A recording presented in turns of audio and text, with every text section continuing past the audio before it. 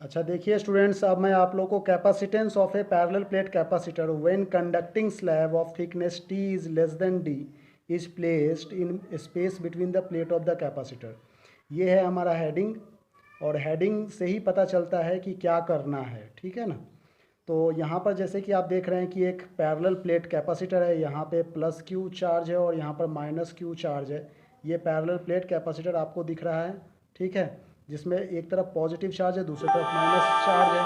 तो electric field जो है वो प्लस से माइनस के तरफ को जा रही है। एक्सटर्नल इलेक्ट्रिक फील्ड इसे कहते हैं, ठीक है ना। इसका नाम क्या है? External electric field.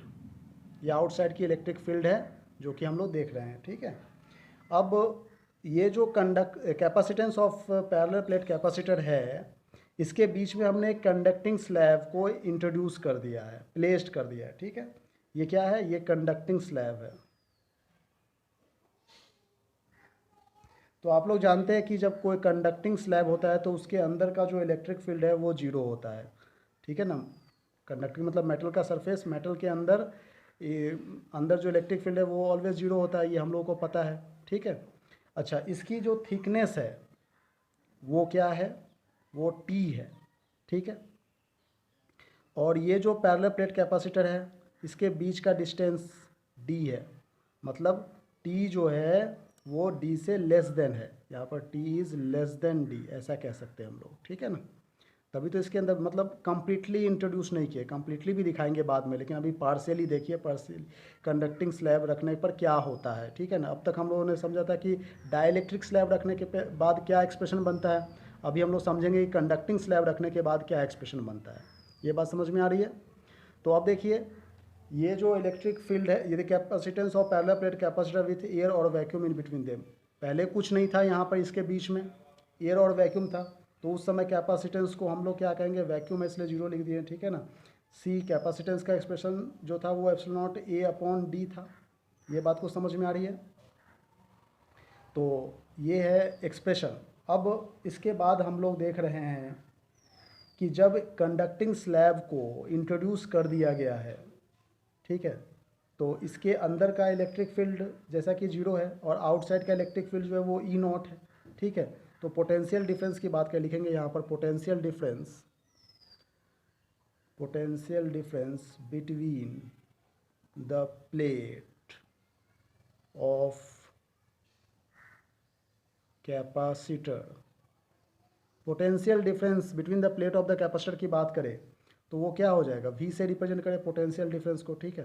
तो जैसा कि हम लोग देख रहे हैं कि ये external electric field E not है जो कि बाहर में है, ठीक है। डी से टी को माइनस कर देंगे तो ये आउटसाइड निकल करके आ जाएगा, तो डी माइनस टी, तो ये डिस्टेंस हो गया और ये इलेक्ट्रिक फील्ड दोनों को मल्टीप्लाई करने से पोटेंशियल बन जाता है कि नहीं।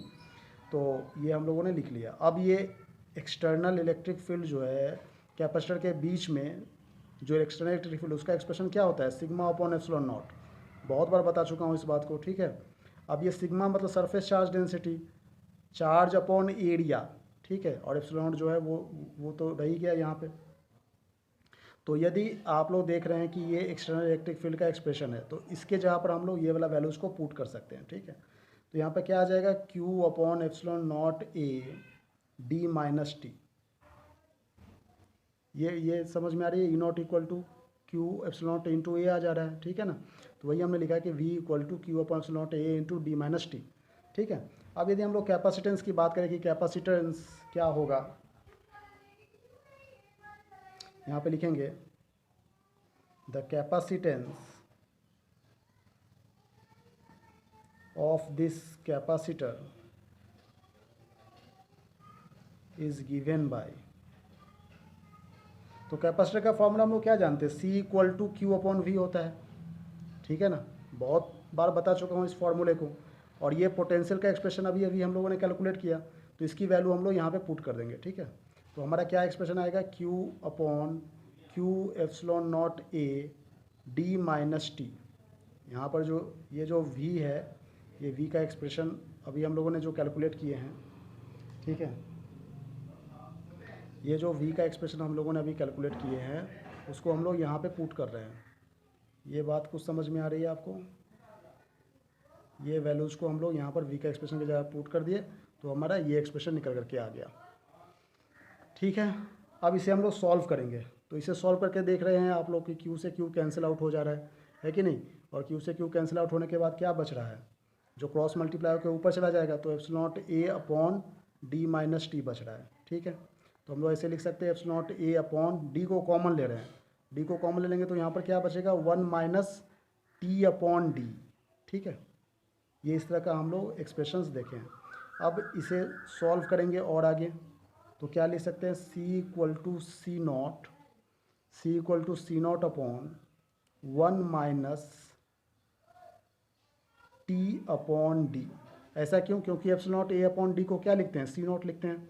ठीक है ना, अभी हम लोगों ने ये देखा, देखिए epsilon not A upon D को सी नॉट लिखते थे, वही है यहाँ पर epsilon not A upon D है, तो ये epsilon not A upon D को, ये जो पूरा टर्म देख रहे हो इसको हम लोगों ने सी नॉट लिखा है। ठीक है, तो ये एक्सप्रेशन हमारा निकल करके आ गया।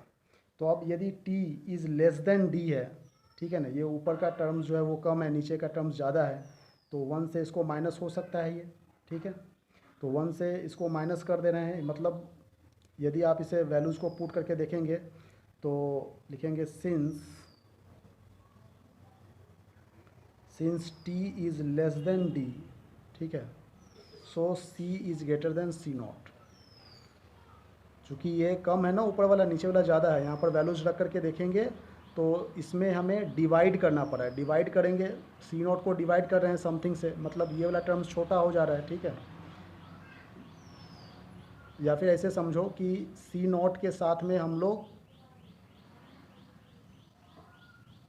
सी नॉट और ये सी, इन दोनों में हम लोग कंपेयर कर रहे हैं जो कौन सा ग्रेटर है, तो देख रहे हैं कि सी ग्रेटर में ये नज़र आ रहा है। ठीक है ना, यहाँ पर वैल्यूज पुट करके देखो, जैसे मान लो यहाँ पर ऊपर में 2 रख दो, नीचे में 4 रख दो, तो 1 से माइनस करोगे, ठीक है, माइनस करके पॉइंट में आएगा, पॉइंट में आएगा मतलब ये वाला टर्म्स जो है छोटा हो गया, सी नॉट छोटा हो गया और सी ग्रेटर हो गया। ठीक है ना, वैल्यूज रख करके देखोगे, मान लो टी इक्वल टू आपने रख दिया 2, डी इक्वल टू 4 रख दिया, क्योंकि टी को ज़्यादा कम रखना है और डी को ज़्यादा रखना है। ठीक है ना, तो इस तरह से रख करके देखना, तो पॉइंट में आएगा, मतलब ये वाला टर्म्स जो है वो छोटा हो गया, ये वाला टर्म्स ग्रेटर हो गया। तो इसका मतलब क्या है कि सी ग्रेटर है। सी ग्रेटर कहने का मतलब क्या होता है कि कैपेसिटेंस जो है वो इंक्रीज हो गया।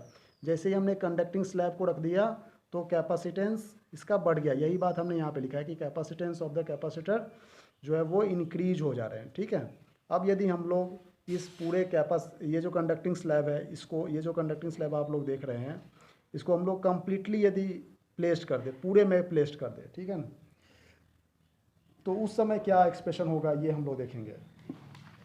तो देखिए, जब हम लोग कैपेसिटेंस को फुल्ली इंट्रोड्यूस कर दें, बात समझ में आ रही है, तो उस समय जो कैपेसिटेंस का एक्सप्रेशन है वो क्या बनेगा। अभी तक हम लोगों ने जो एक्सप्रेशन निकाले हैं यहाँ पर C equal to C not 1 minus T upon D, ये जो एक्सप्रेशन अभी हमने कैलकुलेट किया है काफ़ी इंपॉर्टेंट एक्सप्रेशन है, इसी को ही आगे की ओर बढ़ाएंगे। यहाँ पर देखो, ये जो एक्सप्रेशन अभी हमने कैलकुलेट किए हैं इसी को हम लोग आगे की तरफ को बढ़ाएंगे। ठीक है ना, तो यहाँ पर हम लोग इस तरह से लिख सकते हैं C equal to C not 1 minus T upon D.